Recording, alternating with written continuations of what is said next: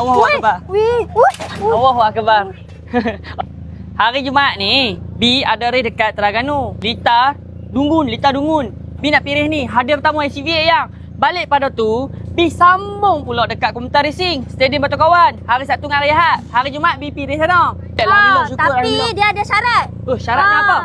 Syarat dia ikut aku pergi kat depan ni, Food Hunter ni. Food Hunter depan ni? Nak belanja aku apikmu. Api mu ada dalam ni? Apikmu ada kat dalam ni. Jom. Apikmu ada, semua ada. Naik.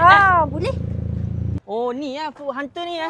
yang Api ni mu dah. lah. Weh, ni ada muka aku ni. Oh. Ni, Anjir Rah. Mak tunjuk dekat sikit kameraman tu. Tengok, Loh, aku pun tak tahu. Macam mana aku boleh tak tahu? Alah, hang tak tahu pun dekat belakang je. Oh, okey geng. Siapa nak cari minyak wangi tonika apa boleh mai ni. Ni ada muka saya ni, okey? Jom kita cari apikmu dulu. Oh, ni lah apikmu. Oh, ni apikmu.